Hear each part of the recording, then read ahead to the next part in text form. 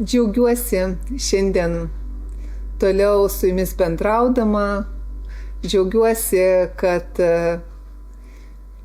įsijungėte sekmadieniais Agapė Bonum kanalą, kad ieškote Dievo pažinimo. Tikiu, kad iš įrašų kažką gaunate ir pritaikote savo gyvenimo kely, aplinkybėse. Tikrai labai ačiū kiekvienam už nuomonę, komentarą. Esu labai dėkinga tiem, kurie paskambina. Artimiausiu metu, nežinau dar kada, bet tikrai pranešime, planuosime susitikimą gyvai ir kada bus susitikimas, būtinai informuosiu, kad iš anksto galėtume kuo daugiau susirinkti ir kartu gyvai pabendrauti ir pasidalinti tikėjimo kelionę. Šiandien noriu paskaityti iš 31 psalmės, ką Viešpats sako: būkite drąsūs visi, kurie pasitikite Viešpačiu ir jis sustiprins jūsų širdis. Paskaitysiu dar kartą. Būkite drąsūs. Žinot, čia Viešpats sako mums, kad mes turime būti drąsūs, kurie tikite Viešpačiu ir jis sustiprins jūsų širdis. Žinot, paskutiniu metu tikriausia ir patys pažįstat savo aplinkoj, paprastai žmonės nusivylę, išsigandę, ir tos drąsos ir užtikrintumo tikrai reikia kiekvienam. Ir ta drąsa ir užtikrintumas yra mums iš Viešpaties. Ir sako, Viešpats aiškiai sako, jūs būkite drąsūs, kurie tikite Viešpačiu. Vadinasi, jeigu aš tikiu Viešpačiu, tikiu, tai reiškia priimu tai, ką Viešpats jau yra padaręs dvasiniam pasauly. Tai, kad yra man jis suteikęs ramybę, suteikęs išmintį, suteikęs sveikatą, suteikęs aprūpinimą, savo malonę. Aš tikiu ir aš turiu dar būti drąsus. Vadinasi, tikėjimas ir drąsa eina kartu. Tai reiškia, kad nebūti, kaip čia pasakyti, sunerimusiu, neužtikrintu, nusivylusiu, nebūti tokiu, bet būti drąsiu. Nes kodėl aš drąsus? Todėl, kad aš tikiu ir pasitikiu.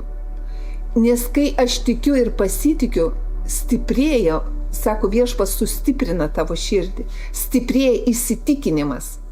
Ir kuo tavo vidinis įsitikinimas tvirtesnis, tuo tau arba man lengviau praeiti suspaudimus arba, kaip čia pasakyti, praeiti išbandymus įvairiausius. Ir todėl labai svarbu, kai mes gyvenam tikėjimu, tai ko laukime, kaip ir Hebrajams 11 rašo, kad tikėjimas užtikrina tai, ko vylėmės ir parodo tai, ko dar nematome.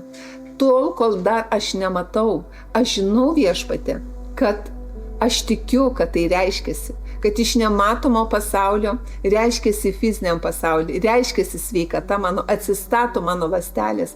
Viešpatė, ačiū tau, aš tikiu. Ir kai tikiu, Viešpats sustiprina mano vidų, nes aš tikiu, tai reiškia, aš kalbu ir kalbu iš tikėjimo, iš savo vidinio įsitikinimo. Ir tada Viešpats aiškiai sako, kad jis taip stiprina dar labiau tavo vidų, tavo širdį. Ir tada drąsa ateina, tas užtikrintumas, ta laisvė iš Viešpaties. Matot, kaip tai yra sujungta. Tikėjimas yra užtikrintumas ir tai yra drąsa.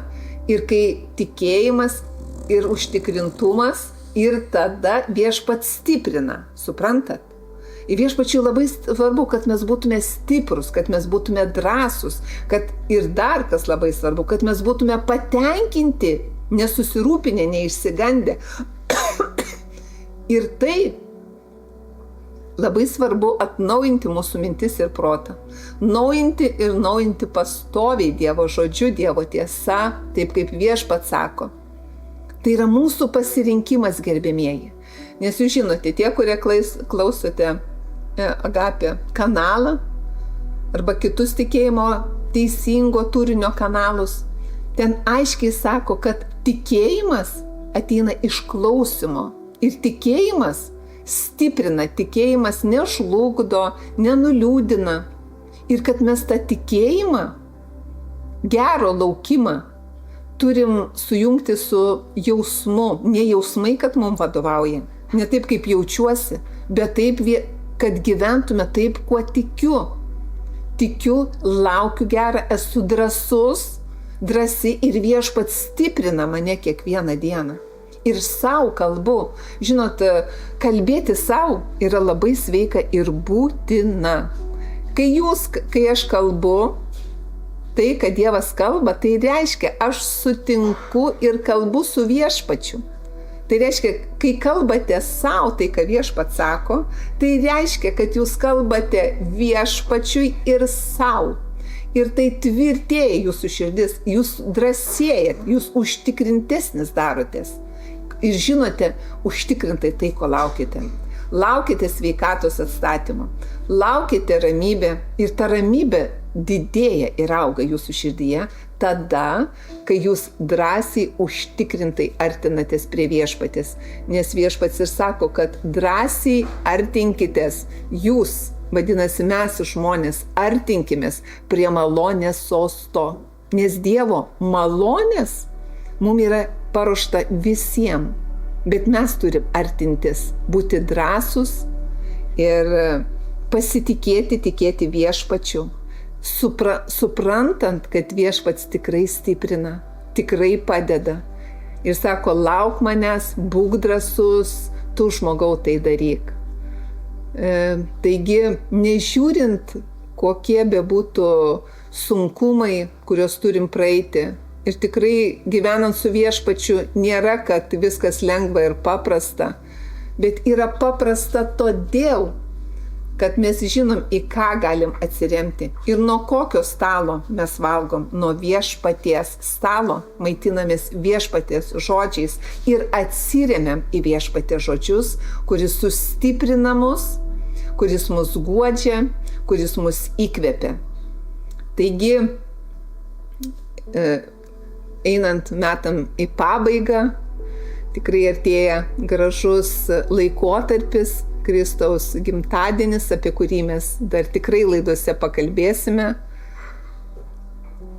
Noriu palinkėti kiekvienam žiūrinčiam būti drąsiam, užtikrintam, patenkintam, suvokiant, kad ten, kur šiandien jūs esate, kiekvieno jūsų namuose gyvena pats Viešpats ir yra Viešpats, ten, kur jūs esate.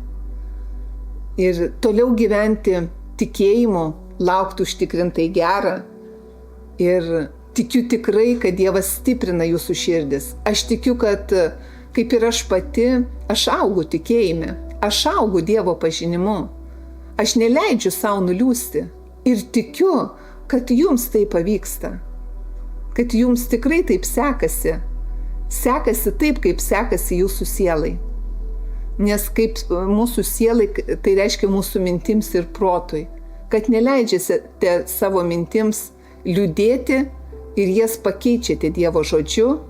Ir būkite, kaip Viešpats ir sako, būkite drąsūs ir pasitikėkite Viešpačiu.